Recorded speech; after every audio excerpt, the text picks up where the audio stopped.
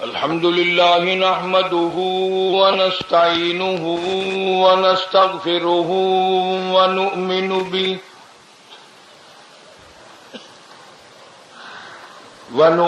به ونتوكل عليه ونعوذ بالله من شرور أنفسنا ومن سيئات أعمالنا من يهده الله فلا مضل له ومن يضلله فلا هادي له ونشهد أن لا إله إلا الله وحده لا شريك له ولا نظير له ولا مثال له ولا مثل له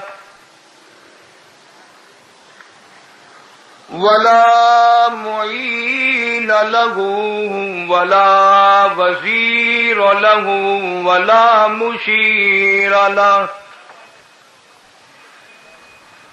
ونشهد أن سيدنا وسندنا ونبينا وشفيعنا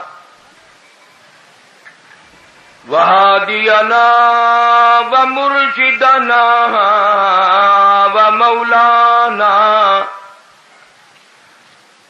ومولانا محمدا عبده ورسوله أرسله بالحق بشيرا ونذيرا صلى الله تعالى عليه وعلى آله وأصحابه وأزواجه وذرياته وبارك وسلم تسليما كثيرا أما بعد فأعوذ بالله السميع العليم من الشيطان الرجيم بسم الله الرحمن الرحيم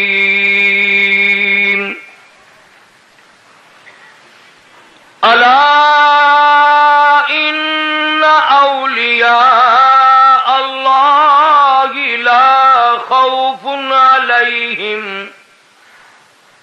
لا خوف عليهم ولا هم يحزنون الذين آمنوا وكانوا يتقون لهم البشرى في الحياة الدنيا وفي الآخرة لا تبديل لكلمات الله ذلك هو الفوز العظيم ولا يحزنك قولهم إن العزة لله جميعا وهو السميع العليم ألا إن لله من في السماوات ومن في الأرض وما يتبع الذين يدعون من دون الله شركاء إن يتبعون إلا الظن وإن هم إلا يخرصون هو الذي جعل لكم الليل لتسكنوا فيه والنهار مبصرا إن في ذلك لآيات لقوم يسمعون وقال النبي صلى الله تعالى عليه وسلم إنما الأعمال بالنيات وإنما لامرئ ما نوى وقال النبي صلى الله تعالى عليه وسلم أنا سيد ولد آدم يوم القيامة وقال النبي صلى الله تعالى عليه وسلم من تشبه بقوم فهو منهم وقال النبي صلى الله تعالى عليه وسلم المرء مع من أحبه وقال النبي صلى الله تعالى عليه وسلم ارحم امتی بامتی ابو بکر واشدهم في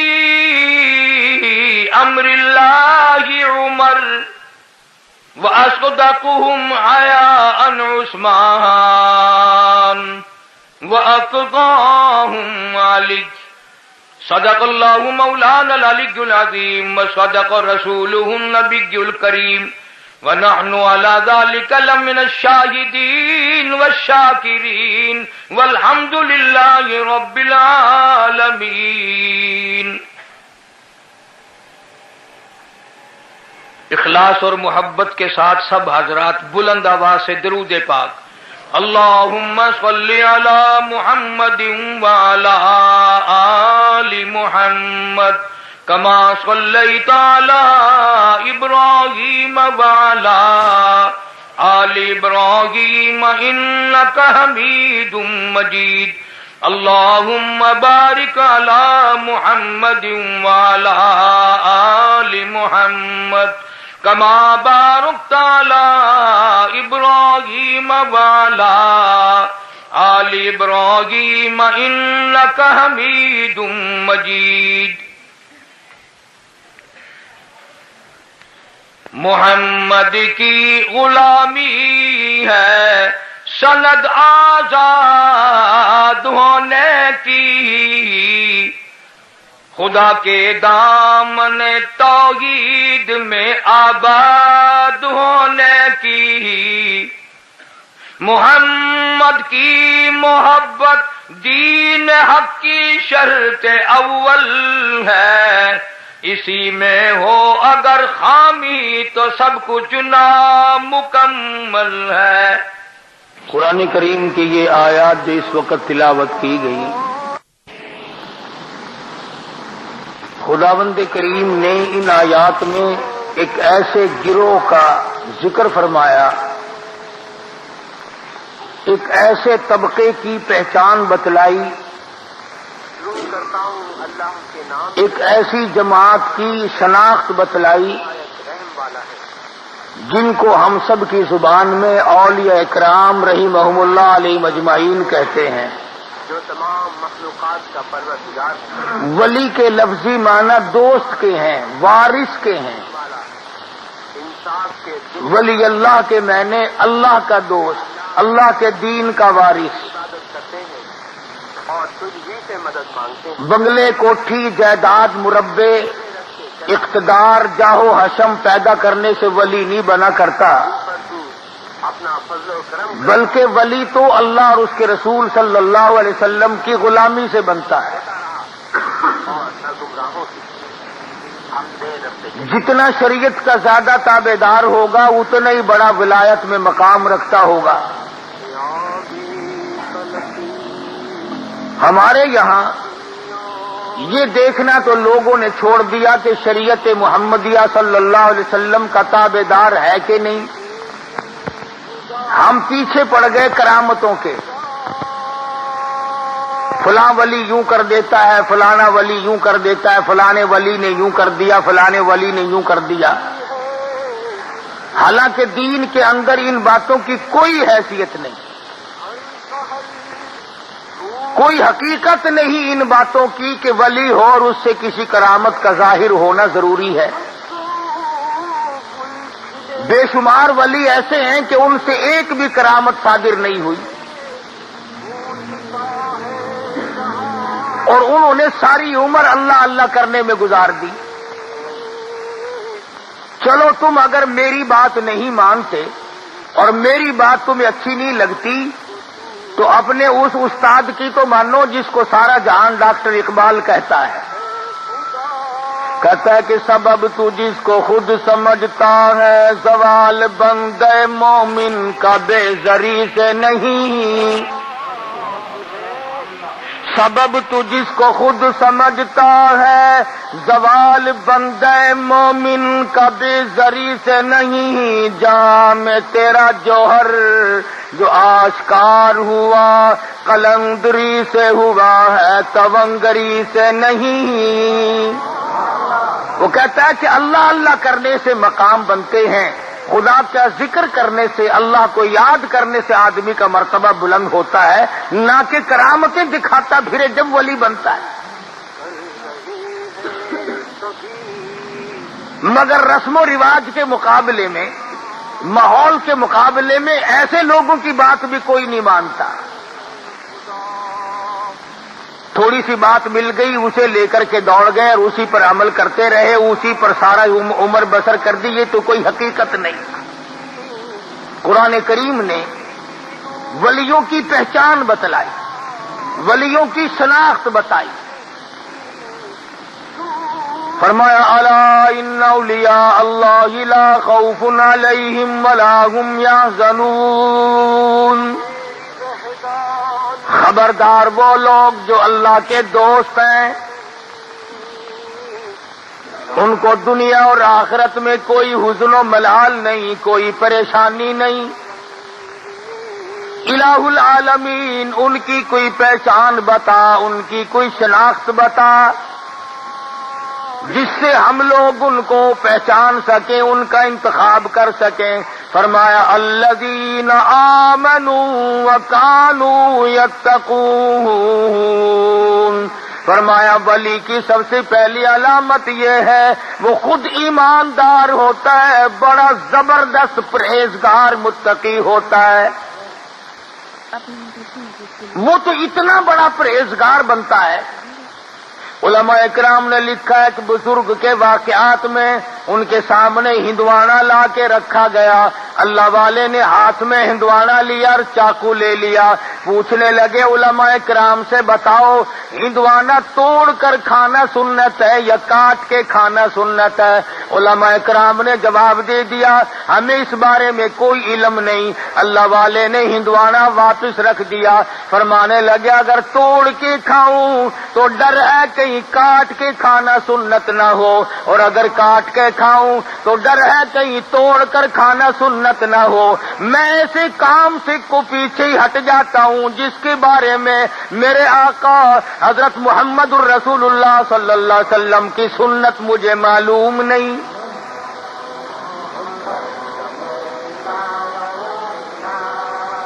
یہ جتنے بھی ولی گزرے ہیں انہوں نے, میں قسمیہ کہتا ہوں, ایک نے بھی سنت کا ترک نہیں کیا. رات ہو, دن ہو, صبح ہو, شام ہو, یہ لوگ سنت پہ عمل کرتے تھے. اور سنت پہ عمل کیے بغیر ولایت ہو بھی نہیں سکتی. کیوں؟ سرکار مدینہ صلی اللہ علیہ وسلم کی جوتیوں کے صدقے میں تو ولایت ملتی ہے.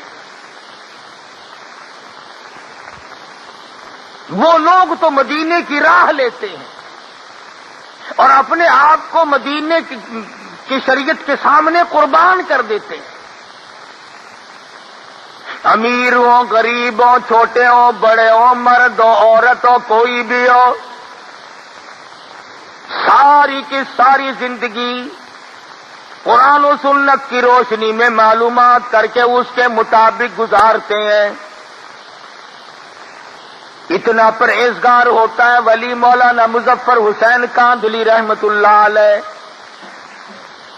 دلی جانا چاہتے ہیں, کاندھلے سے اونٹ پہ سوار ہو کر سامان دکھلا دیا، یہ میرا سامان ہے، میں خود سوار ہوں گا۔ ایک آدمی آ کے کہتا ہے مولانا یہ رکا میرا دلی کاغذ کا پرزہ ایک آدمی کو پہنچانا ہے۔ مولانا فرمانے لگے بیٹھ جاؤ، اونٹ والا آئے گا، میں اس سے پوچھوں گا جتنا سامان میں نے تجھے اس کو دکھا دیا ہے اور اپنا بتا دیا ہے، اس سے زیادہ وہ ایک کاغذ کے پرزے کا وزن رکھنے کی اجازت دیتا ہے کہ نہیں؟ اگر میں نے اس کی اجازت کے بغیر اپنی جیب میں ایک رکا کاغذ کا رکھ لیا تو بے ایمانی ہوگی۔ اس کی اجازت کے بغیر ایک کاغذ کا رکا رکھنا بھی جائز نہیں، اس لیے کہ سامان اس کو دکھا چکا ہوں۔ مولانا مظفر حسین کاندھلی رحمت اللہ علیہ دلی سے واپس ہونے لگے۔ اس زمانے میں بیل گاڑیاں چلا کرتی تھی، تو حضرت بیل گاڑی میں بیٹھ گئے اور دوران گفتگو گاڑی چلانے والے سے معلوم ہوا کہ یہ گاڑی کسی رنڈی کی ہے،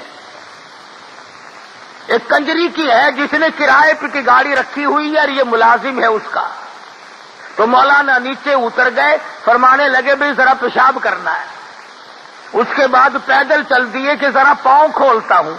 10 کوس کا سفر ہو گیا، وہ کہتا رہا مولانا بیٹھ جاؤ، انہوں نے کہا نہیں ساتھ ساتھ چلوں گا یوں ہی۔ جب 10 کوس کا سفر ہو گیا تو وہ گاڑی والا کہنے لگا مولانا میں سمجھ گیا ہوں، جب سے میں نے بتایا ہے کہ یہ ایک رنڈی کی گاڑی ہے اس وقت سے آپ اس میں سوار نہیں ہوئے، میرا خیال ہے کہ آپ اس میں سوار ہوں گے ہی نہیں۔ مولانا نے فرمایا ہاں بات تو یہی ہے۔ کہا حضرت مجھے واپس کیوں نہیں کر دیا؟ فرمایا بیٹھا اس لیے نہیں کہ گاڑی کنجری کی ہے، اور تجھے واپس اس لیے نہیں کیا کہ معاملے کے خلاف ہو جائے گا۔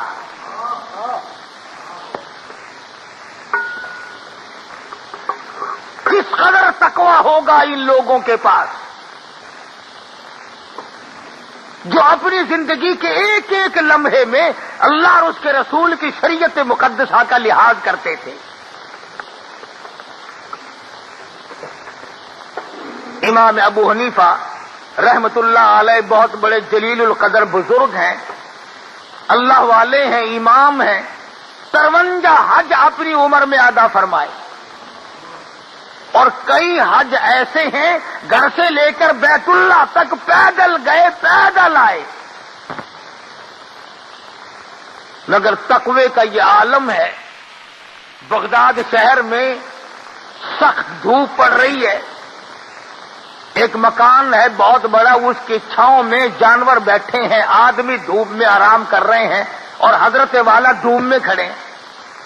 کوئی واقف آدمی آیا، کہنے لگا حضرت جی پسینے میں سرابور ہو، کپڑے بھیگ گئے، یہ بلا کی دھوپ پڑ رہی ہے، دوپہر کا وقت ہے، آپ یہاں سائے میں کھڑے ہو جائیں، آپ دھوپ میں کیوں کھڑے ہیں؟ سبحان اللہ، فرمانے لگے جس کے مکان کا یہ سایہ ہے، جس کے مکان کی یہ چھاؤں ہے، میں نے اس مکان والے سے قرض لینا ہے، ڈرتا ہوں اس کی کسی چیز سے فائدہ اٹھایا سود نہ ہو جائے۔ کتنا تقویٰ تھا ان حضرات کا۔ امام احمد بن حنبل رحمت اللہ علیہ بہت بڑے جلیل القدر ولی ہیں۔ خادم کو ایک اور بات میری یاد رکھنا، نفل پڑھنے سے بھی ولی نہیں بنتا، معاملات کے اندر ثابت قدمی ہو تب ولی بنتا ہے۔ میں اگر ساری رات نفل پڑھوں اور صبح اٹھ کر کے 100 روپے کسی سے ٹھگی کے مار لوں، میرے نفلوں کا کیا بنا؟ میں رات دن قرآن کریم کی تلاوت کروں اور صبح اٹھ کر کسی کا حق غصب کر لوں تو میری تلاوت کا کیا بنا؟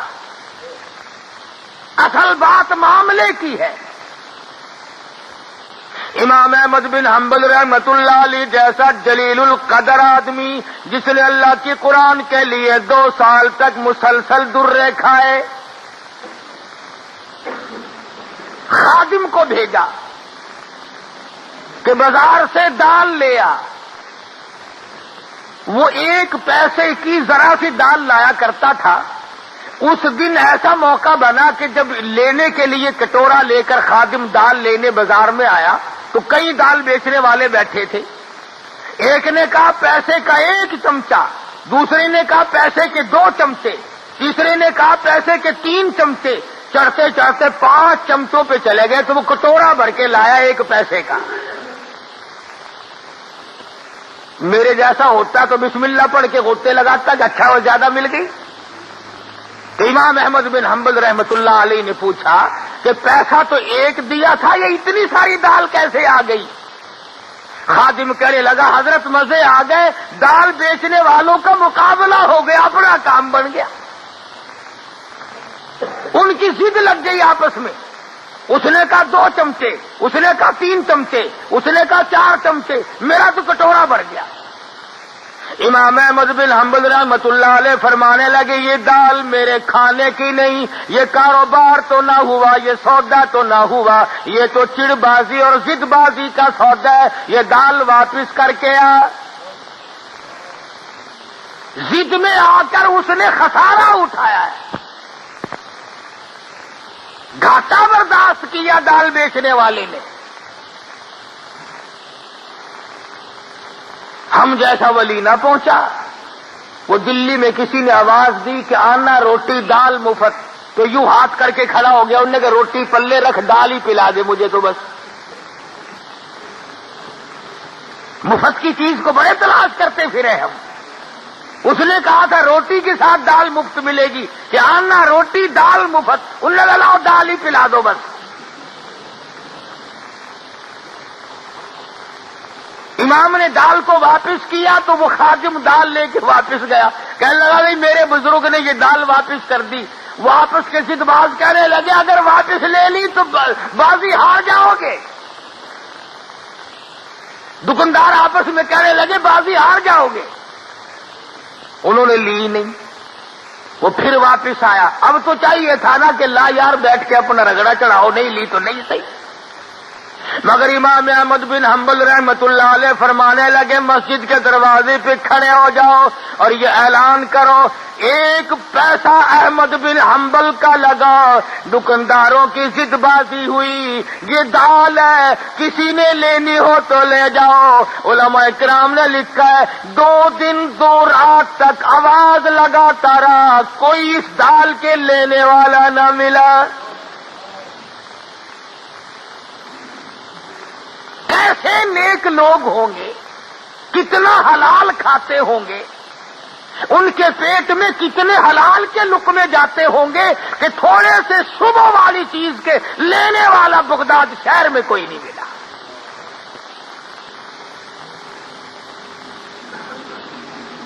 امام ابو حنیفہ رحمت اللہ علیہ کے سامنے ایک آدمی آیا. پوچھا کیا بات ہے؟ کہنے لگا جی میری بکری گم ہو گئی. کیسی تھی بکری؟ کہ جی بہت اچھے گوشت کی، فربار موٹی تھی. امام ابو حنیفہ رحمت اللہ علیہ نے معلوم کیا کہ بکری کی زیادہ سے زیادہ عمر کتنی ہوتی ہے. کسی نے بتلایا ماہر نے کہ 7 برس. امام ابو حنیفہ نے 7 برس تک بکری کا گوشت نہ کھایا، اس شبے میں کہ وہ بکری شاید آج کٹ گئی ہو، آج کٹ گئی ہو، آج کٹ گئی ہو. تقوی اور پرہیزگاری اس کا نام ہے. کپڑے کی تجارت کیا کرتے تھے امام صاحب. ایک تھان میں کوئی نقص تھا، ملازم نے پوری گٹھڑی کا سودا کر دیا. اب وہ چلی گئی. امام صاحب نے پوچھا کہ اس میں ایک تھان تھا، اس میں نقص تھا، تم نے وہ بتایا اسے؟ کہنے لگا جی میں تو بھول گیا بتلانا. فرمایا کہ اس گٹھڑی، وہ جو گٹھڑی ہے وہ تمام کے تمام کی رقم جتنی بھی ہے اب کیسے مختص کیا جائے کہ یہ پیسہ اس گھٹیا تھان کا ہے اور یہ پیسہ اچھے تھانوں کا ہے. فرمایا اعلان کرو ابو حنیفہ کے کپڑے کی گٹھڑی کی قیمت ہے، ایک تھان اس میں گھٹیا تھا، اس کے پیسے بھی بیچ میں ملے ہوئے ہیں. علماء نے لکھا ہے خادم کئی شہروں میں پھرا، اس گٹھڑی کی قیمت کو اللہ واسطے لینے والا کوئی نہ ملا. آج تو ہمیں سود کے پیسے لا دیں آپ، جزاک اللہ جزاک اللہ، لاؤ جی لاؤ جی لاؤ جی لاؤ جی. کون پوچھتا ہے کہ کیسے کما کے لائے؟ فرمایا الذین آمنوا وکانوا یتقون، وہ لوگ جو ایماندار ہیں، پرہیزگار ہیں، اپنی زندگی کو پرہیزگاری کے تحت گزارتے ہیں، خوف خدا ان کے ملحوظ خاطر ہے، صبح کو ڈرتے ہیں، شام کو ڈرتے ہیں، ان کی علامت یہ بھی ہے والذین یبیتون لربہم سجدا وقیاما، وہ لوگ اللہ والے ہیں جن کی راتیں، جن کی تمام تر ساتیں اللہ اللہ کرنے میں، خصوصاً پچھلی رات ان کی مصلی پہ گزرتی ہے۔ آج تو معمولی قسم کا آدمی اللہ اللہ کرنے کے لیے تیار نہیں، آج مزدور اللہ اللہ کرنے کے لیے تیار نہیں، آج معمولی سا ملازم خدا کو یاد کرنے کو تیار نہیں، آج تھوڑا سا زمین کا مالک، کچھ کاروبار کرنے والا تاجر اللہ کو یاد کرنے کے لیے تیار نہیں۔ ایک وقت ایسا تھا ہندوستان پر پوری حکومت ہے، ہندوستان کا حکمراں بھی ہے اور اپنے زمانے کا ڈال بھی ہے۔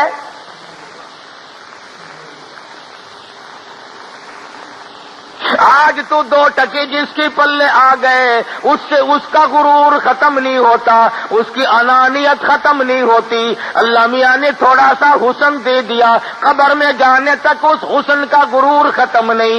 اللہ میاں نے تھوڑا سا کاروبار دے دیا، اس کاروبار پر اتنا گھمنڈ ہے، فرمایا قل اللہ یحییکم ثم یمیتکم ثم یجمعکم الی یوم القیامۃ لا ریب فیہ۔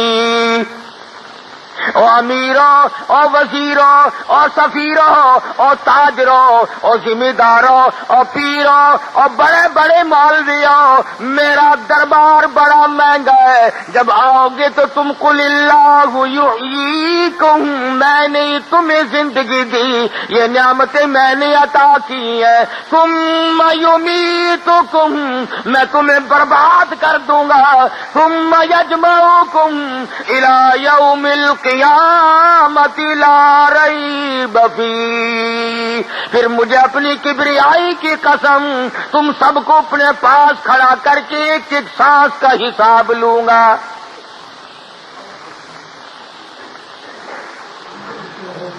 اب تو نامعلوم میرے اور تیرے دل کو کیا ہو گیا، ہماری آنکھوں کو کیا ہوا، ہمارے دماغ کو کیا ہو گیا۔ خدا کی قسم ایک ولی کی تمہیں بات سناؤں حیران ہو جاؤ گے، خواجہ قطب الدین بختیار کاکی سب کہہ دو رحمت اللہ علیہ، بہت بڑا ولی ہے۔ بابا فرید الدین شکر گنج رحمت اللہ علیہ پاک پٹن شریف والوں کا پیر ہے، بڑے بڑے ولیوں کا پیر ہے، بڑے بڑے بزرگوں کا پیر ہے۔ خواجہ قطب الدین بختیار کاکی رحمت اللہ علیہ دلی میں بہت بڑے ولایت کے منصب پہ فائز ہیں۔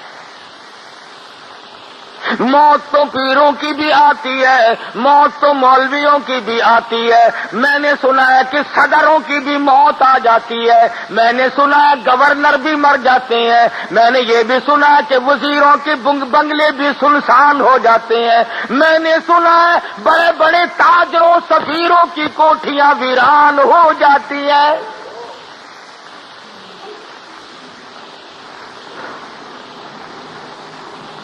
تھوڑی بہت ہی ملکیت کی تو کیا بات ہے، روئے زمین کے مالک چلے گئے،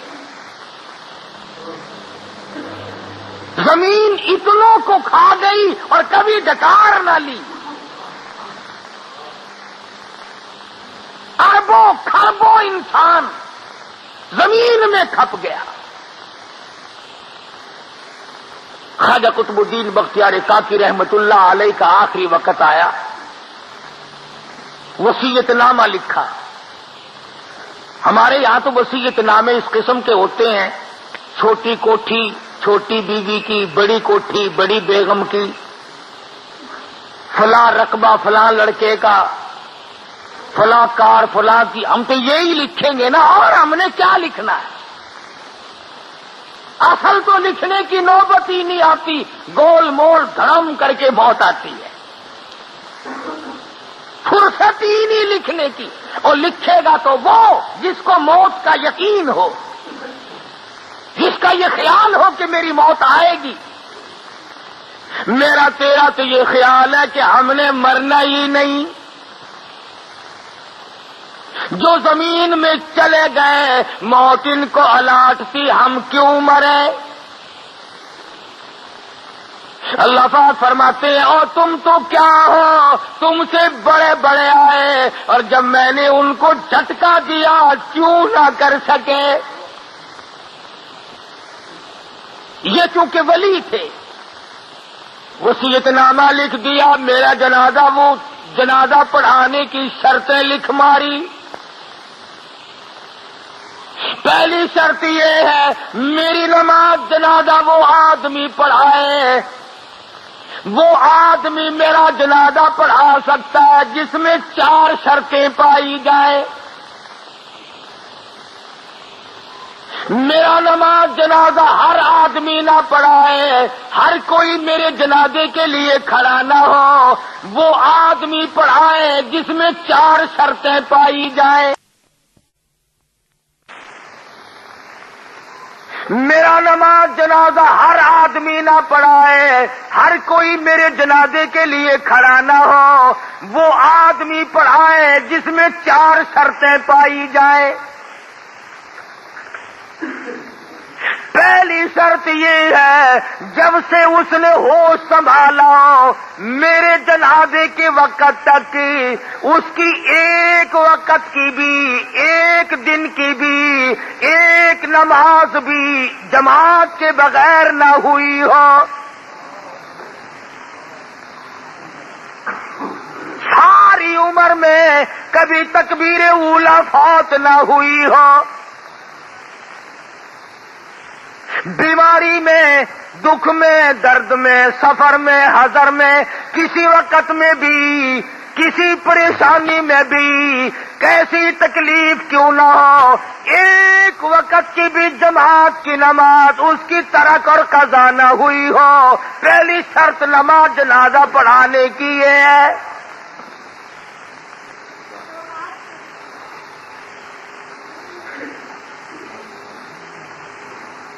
اس زمانے میں لوگ ایسے مل جایا کرتے تھے۔ امام ابو حنیفہ رحمۃ اللہ علیہ کے واقعات میں لکھا ہے 40 برس تک عشاء کے وضو سے فجر کی نماز پڑھی۔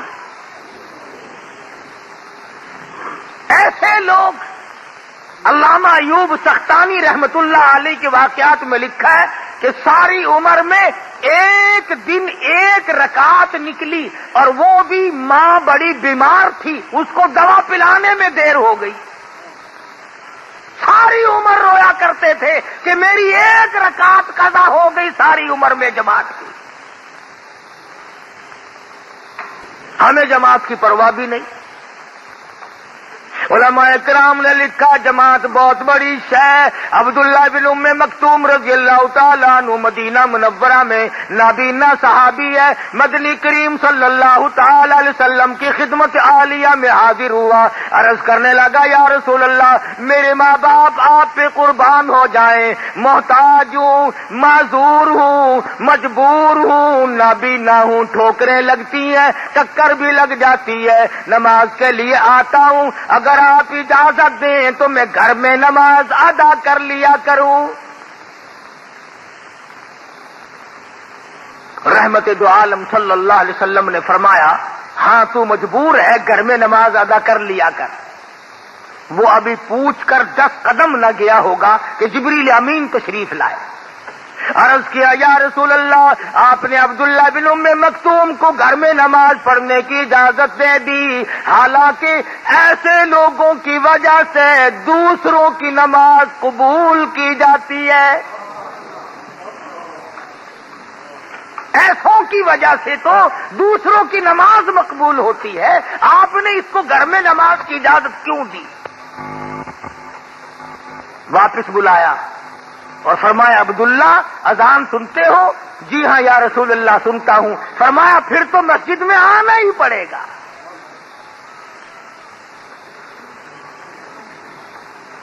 جماعت کی نماز تو کیا پڑھیں گے، ہمیں صحیح معنوں میں جمعہ پڑھنے کی بھی توفیق نہیں۔ کئی لوگ جمعے میں بھی چلاکی مارتے ہیں، خطبے میں آ جائیں گے، جماعت آخری رکعت میں آ کے رل جائیں گے اور اپنے دل میں خیال کرتا ہے کہ میں نے جمعہ پڑھ لیا، تجھے یہ معلوم نہیں کہ گھاٹا کتنا پڑا۔ تو خواجہ قطب الدین بختیار کاکی رحمت اللہ علیہ نے پہلی شرط لکھ دی، میری نماز جنازہ وہ آدمی پڑھائے جس کی تمام عمر میں کبھی بھی کسی حال میں بھی اس کی ایک وقت کی بھی جماعت کی نماز قضا نہ ہوئی ہو۔ فرمایا دوسری شرط یہ ہے، میری نماز جنازہ وہ آدمی پڑھائے جس کی تمام عمر میں کبھی بھی بیماری میں، سفر میں، کبھی بھی کسی حال میں بھی اثر کی سنت قضا نہ ہوئی ہو۔ اب یہ ولی ہے، دیکھو کیا کیا شرطیں اپنے جنازے کے لیے لکھ رہا ہے۔ فرمایا میری نماز جنازہ وہ آدمی پڑھا سکتا ہے جس سے فرض تو کیا، واجبات تو کیا، ضروری نماز تو کیا، اثر کی سنتیں جو نفل کے درجے میں ہے وہ بھی کبھی اس سے قضا نہ ہوئی ہوں۔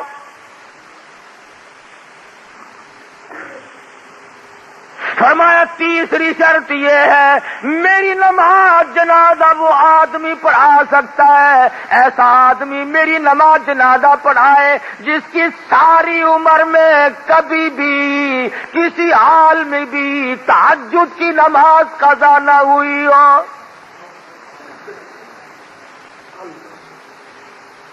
اس لیے کہ تہجد کی نماز کو خاص دخل ہے ولایت کے ساتھ، امن هو قانت آناء الليل ساجدا وقائما يحذر الآخرة ويرجو رحمت ربی، ساری رات سجدوں میں گزار دے، اللہ کی حضور میں گزار دے، اور فرمایا تہجد ولی کیوں نہ پڑھے، نبی کو حکم ہو رہا ہے یا ایھا المزمل قم اللیل الا قلیلا نصفہ او انقص منہ قلیلا، اور کالی کملی اوڑھنے والے اٹھو اور میرے سامنے کھڑے ہو کر قرآن کی تلاوت کرو۔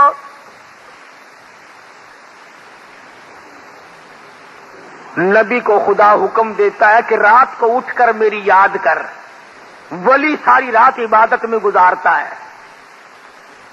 ہمارے زمانے کے بعض پیر سے پوچھو نا، حضرت جی نماز نہیں پڑھ دے، آخر میں مدینے پڑھ کے آندا، میں مدینے پڑھ آیا، روٹی اتھوں رگڑدا ہے، سارے کھانے تے پینے تے پہننے تے سارا رگڑا اتھوں چاڑدا ہے تے نماز مدینے پڑھدا ہے۔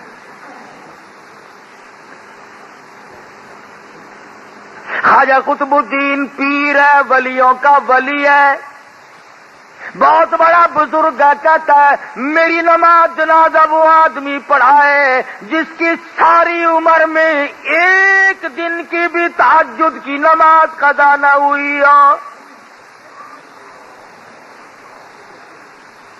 یہ تین شرطیں جو تھی یہ تو تقوی کی تھی، اللہ اللہ کرنے کی تھی، نماز جماعت کی، اثر کی سنتیں، تہجد کی نماز یہ تو کرنے کی تھی، اور چوتھی شرط ان سے بھی مہنگی ہے،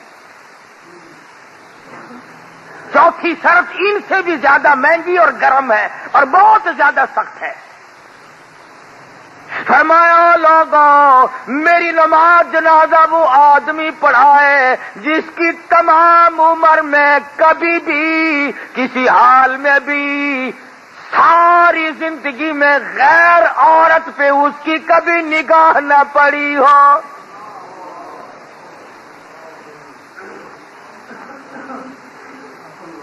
میری نماز جنازہ وہ آدمی پڑھائے جس نے ماں، بہن، بیٹی، بیوی کے سوا 5ویں عورت کو نگاہ سے نہیں دیکھا۔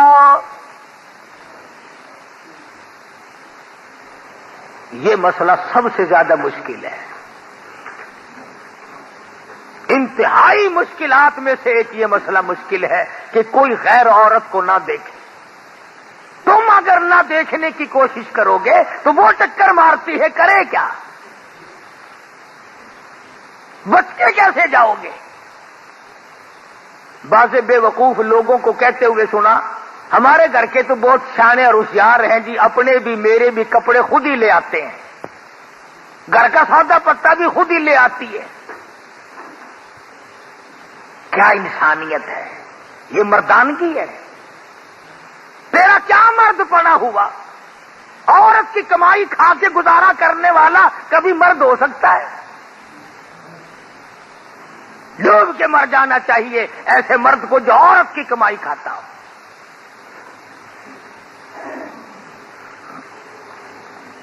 نگاہ کی حفاظت مدنی کریم صلی اللہ تعالی علیہ وسلم کے زمانے سے صحابہ کرام میں اتنی تھی۔ یہودی، عیسائی دین کے اگرچہ دشمن تھے مگر اپنی جوان بیٹیوں کو، جوان بہنوں کو سال 2 سال کے لیے تجارت کے لیے جاتے تھے، مسلمانوں کے گھر میں چھوڑ جاتے تھے۔ خدا کی قسم کبھی کسی مسلمان پہ جھوٹا الزام بھی نہیں لگا۔ کبھی مسلمان کافروں کی بیٹیوں کی عزت کی حفاظت کیا کرتا تھا، ان کی آبرو کی حفاظت کیا کرتا تھا۔ آج تیری آبرو سڑکوں پہ رلتی پھرتی ہے، آج تیرا دیوالیہ نکل گیا اور احساس تک نہیں کہ ہو کیا رہا ہے۔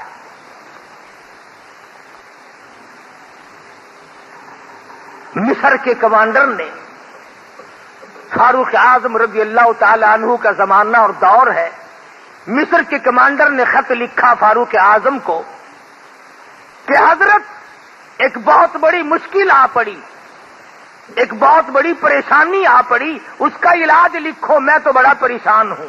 اور وہ یہ کہ میری فوج، مسلمان فوج ایک علاقے سے گزرنی ہے اور رستہ کوئی نہیں، عیسائیوں نے سازش کی ہے، عیسائیوں نے تدبیر بنائی، مکر کیا ہے، اور وہ یہ کہ سینکڑوں لڑکیوں کو اکٹھا کیا، خوبصورت لڑکیوں کو انتخاب کر کے چھانٹ کے ان کو لایا گیا، ان کو ہار و سنگار کیا گیا، ان کو زیبتن کیا گیا، ان کو گانا بجانا اور ڈانس گانا بجانا یہ مجلس چلائی۔ مسلمان جب قوم فوج ادھر سے گزرے گی تو یہ لڑکیاں ناچیں گی، گاویں گی، تاکہ مسلمان کے دل میں میل آ جائے۔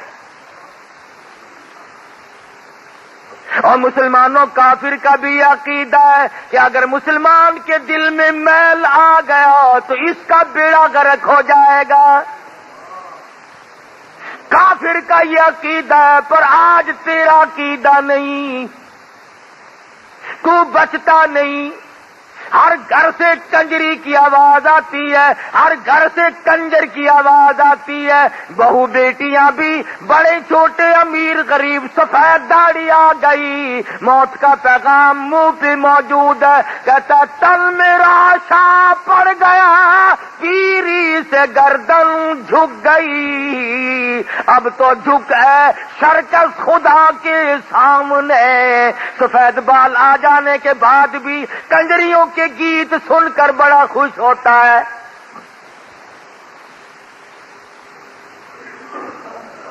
اور جب ہماری روحوں میں گانا بجانا رچ گیا تو ہم گیت سنتے ہی مریں گے، گانے گاتے یا گانے سنتے ہی مریں گے۔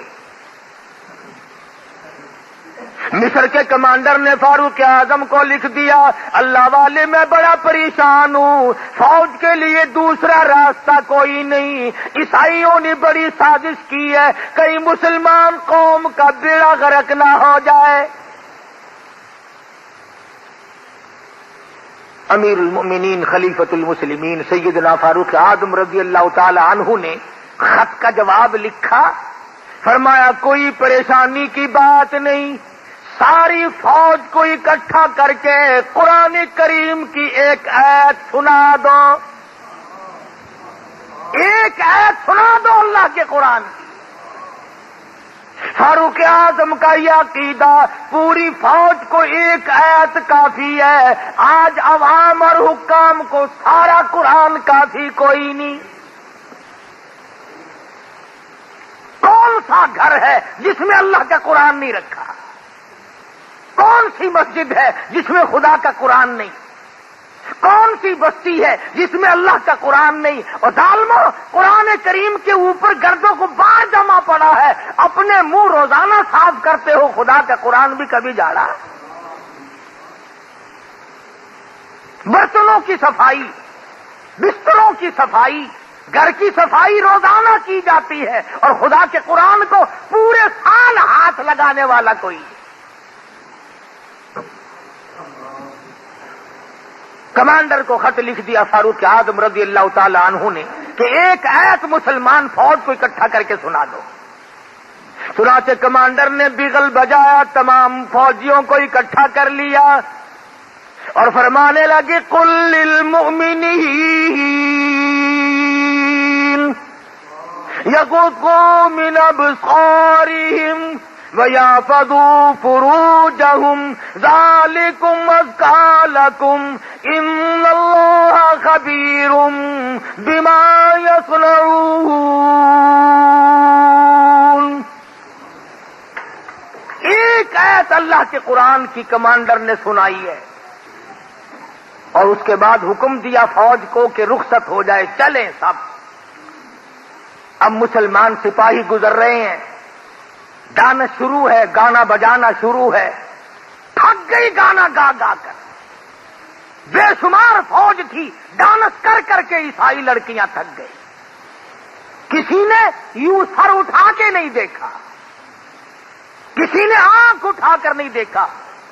قرآن کی آیت کا ترجمہ تھا، او مومنوں، او مسلمانوں، اپنی نگاہوں کی حفاظت کرو، اپنی شرمگاہوں کی حفاظت کرو۔ اگر تم کنکھی آنکھوں سے بھی دیکھو گے، یوں ذرا سا کوئے میں سے بھی دیکھو گے، ان اللہ خبیر بما یصنعون، میں تمہاری ساتھ ہوں، میں تمہیں دیکھ رہا ہوں، میں دیکھ رہا ہوں۔ اگر تم نے ان لڑکیوں کی طرف آنکھ اٹھائی تو میں خدا دیکھ رہا ہوں۔ فوج نے قرآن کی ایک آیت سنی اور چل دیے، نکل رہے ہیں، جا رہے ہیں، کوٹھوں پہ لڑکیاں ناچ ناچ کے تھک گئی، ڈانس کر کر کے تھک گئی۔ بالآخر جب تقریباً ساری فوج نکل گئی، دو چار آدمی رہ گئے، ایک لڑکی کہنے لگی ارے یہ حسن کا نظارہ، یہ جمال، یہ رقص و سرود، یہ گانا بجانا، ہم نے پورا زور لگا دیا، کسی نے آنکھ اٹھا کر نہیں دیکھا، یہ ساری فوج اندھوں کی تو نہیں، وہ سارے اندھے تو نہیں، کوئی تو دیکھو، سر تو اٹھاؤ۔ لڑکیوں کی یہ بات سن کر ایک مسلمان سپاہی چلتا چلتا یوں نظریں کر رکھی ہیں، چلتا چلتا کہنے لگا کیسے کوئی دیکھے گا، سارے کے سارے اللہ کا قرآن سن کے آئے ہیں، سارے اللہ کا قرآن سن کے آئے ہیں، کوئی نہیں دیکھے گا۔ اللہ غنی، عیسائی لڑکیاں کہنے لگی وہ کیسا قرآن ہے جو اتنے بڑے جمال کے نظارے سے روک دے، اتنے حسن سے روک دے، گانے بجانے سے روک دے، یہ طرح طرح کے ڈانس ہم نے کیے ان کو دیکھنے سے روک دے، وہ کیسا کلام ہے جس میں اتنی قوت ہے، اتنی اسپرٹ ہے، اتنی شجاعت ہے، اتنی جرأت ہے۔ او جانے والوں، وہ قرآن ہمیں بھی سناتے جاؤ۔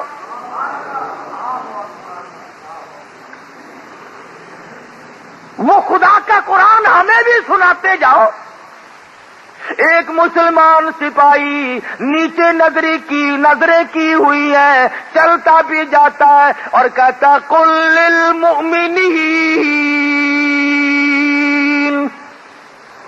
یغضوا من ابصارهم ویحفظوا فروجهم ذلکم ازکی لکم ان اللہ خبیر بما یصنعون۔ ادھر مسلمان سپاہی قرآن پڑھتا جاتا ہے، ادھر پرندوں کی طرح لڑکیوں نے چھلانگ لگا کر کے نیچے آنا شروع کر دیا، اور قرآن پڑھنے والوں نہ چھوڑ کے جاؤ، ہمیں بھی ساتھ لے جاؤ۔ علماء نے لکھا ہے ایک آیت سن کر کئی 100 عیسائی لڑکی مسلمان بن گئے، اور ہم مسلمان ڈوب کے مر جائیں سارا قرآن سن کر کے بھی آج تک مسلمان نہ بنے، آج تک مسلمان نہ بنے۔ تو خواجہ قطب الدین بختیار کاکی رحمت اللہ علیہ نے چوتھی شرط لکھ ماری، فرمایا میری نماز جنازہ وہ آدمی پڑھائے جس کی ساری عمر میں کبھی بھی کسی حال میں بھی غیر عورت پہ اس کی نظر نہ پڑی ہو۔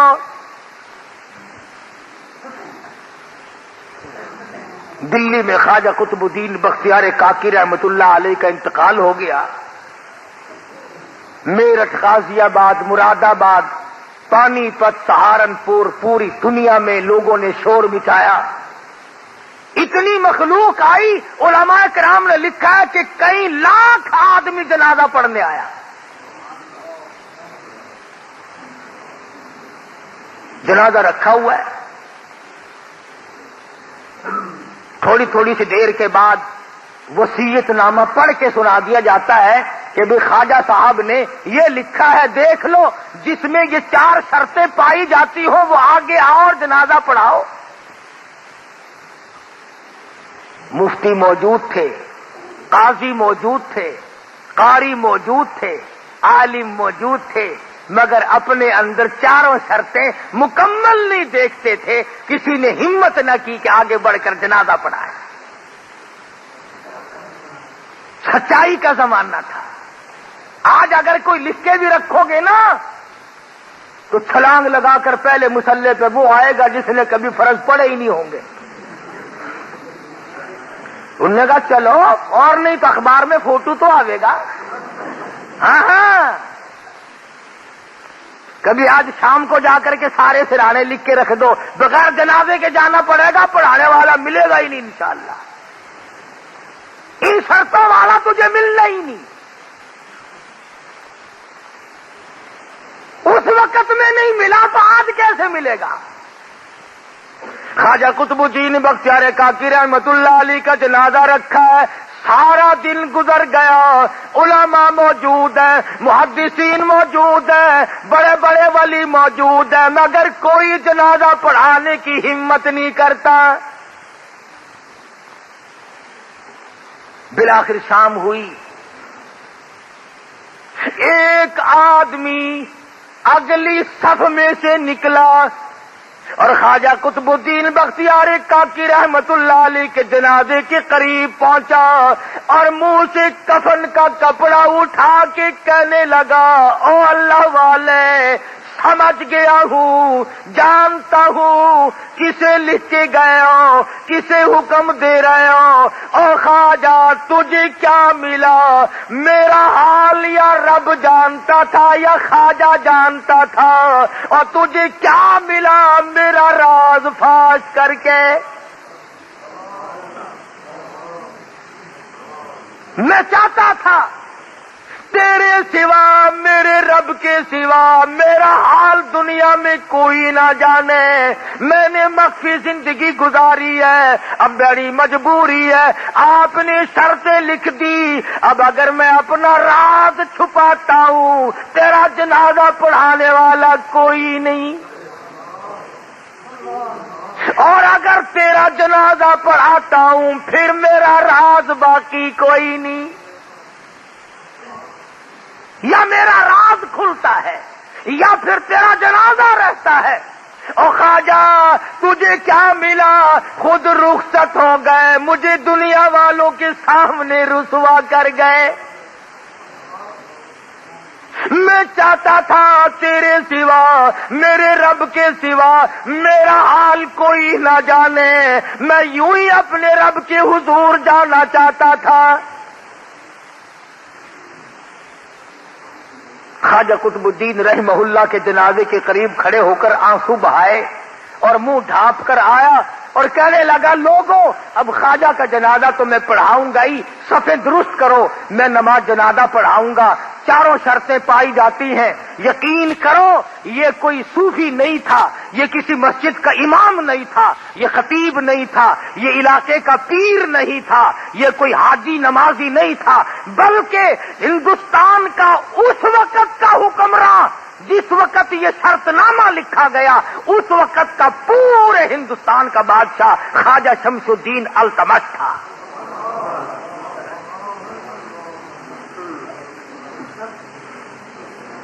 پورے ہندوستان کا حکمراں، اور ساری عمر میں ایک جماعت کی نماز نہ گئی، بادشاہ ہو اور تہجد کی نماز قضا نہ ہو، بادشاہ ہو اور عصر کی سنتیں کبھی نہ چھوٹی ہو، بادشاہ ہو اور بہن بیٹی اور بیوی اور ماں کے سوا کبھی عورت نہ دیکھی ہو۔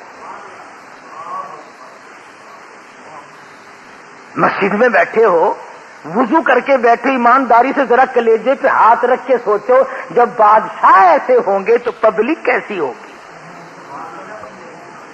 عوام کیسے ہوں گے، لوگ کیسے ہوں گے، حالات کیسے ہوں گے، اس وقت کیسی ہوا چلتی ہوگی۔ ارے خدا کی قسم، ہر آدمی جو مرتا تھا سیدھا جنت میں جاتا تھا۔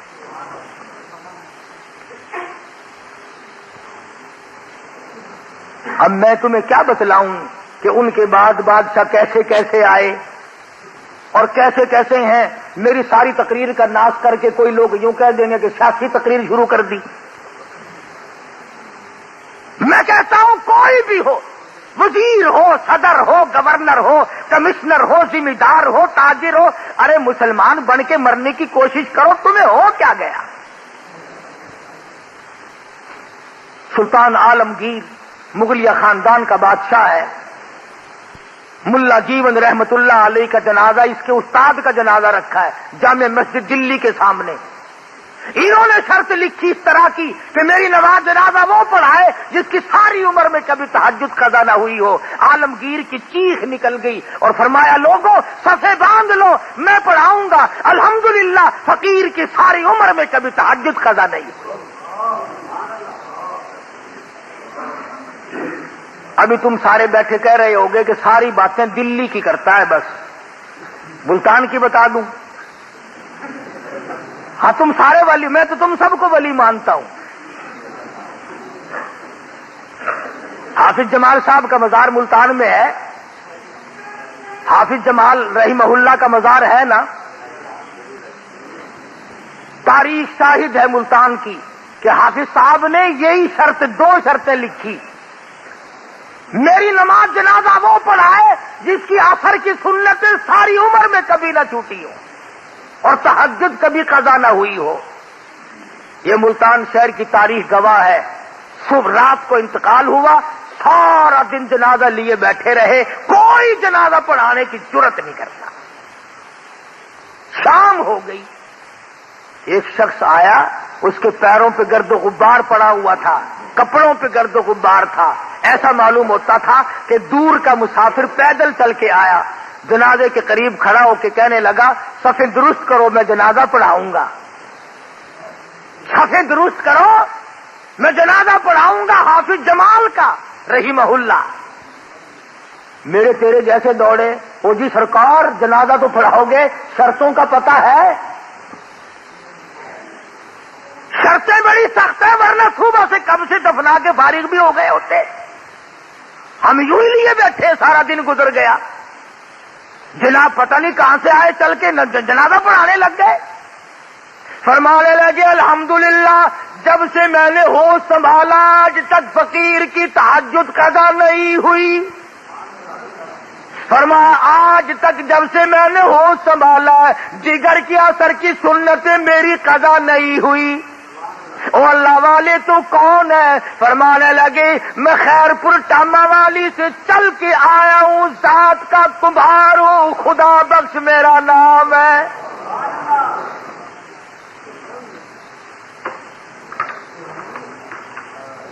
بتانا یہ چاہتا تھا کہ ہم تو ولی ایسے لوگوں کو مانتے ہیں، اب تم ان کو ولی مانتے رہو۔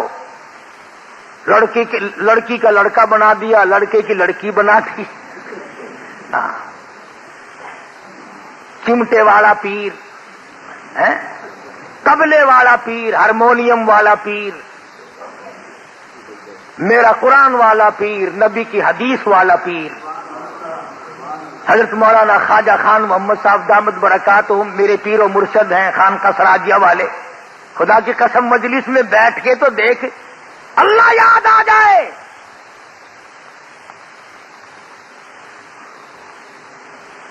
اگر طبلے اور ہارمونیم کھڑکانے سے ولی بنتا ہے تو پھر عطا اللہ ملنگ سب سے بڑا ولی نہیں؟ ہاں سوچو ذرا،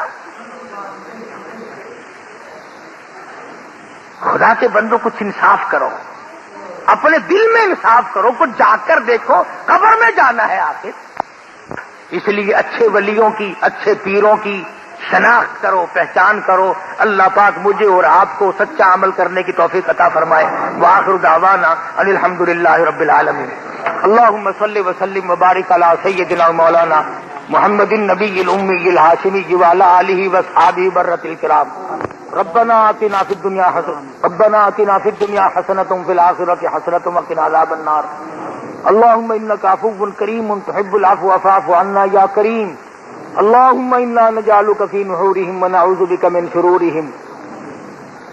افغانستان میں جو لوگ جہاز کی وجہ سے پھنسے ہوئے ہیں ان کے لیے دعا کرو، اللہ پاک ان کی رہائی کا اسباب پیدا فرمائے۔ وہ بھی میرے تیرے جیسے بھائیوں والے، بہنوں والے، بیوی بچوں والے ہیں، اللہ پاک ان کے حال پر کرم فرمائے، اللہ پاک ان کی مشکل کو آسان فرمائے۔ اور جو لوگ اپنے ملک کو خود ہی خراب کرنا چاہتے ہیں یا اللہ تو ان کو دین و دنیا میں ذلیل کر دے، یا اللہ سب بیماروں کو شفا عطا فرما۔ کئی ساتھی ہیں جن کے مقدمے ہیں، پریشانی ہیں، یا اللہ اپنے فضل و کرم سے انہیں کامیابی عطا فرما، پریشانیوں کو دور فرما، سب بیماروں کو شفا عطا فرما، سب بیماروں کو شفا عطا فرما، ان کی قبروں پہ اپنا کرم اور فضل فرما دے۔ یا اللہ پاکستان کی حفاظت فرما، اس ملک میں اسلام کا نظام جاری فرما۔ صلی اللہ علی حبیبہ محمد وآلہ وصحابہ اجمعین برحمتہ۔ تیار کردہ پاک ریکارڈنگ، پہلی منزل کریم سینٹر صدر کراچی۔ Phone number 5678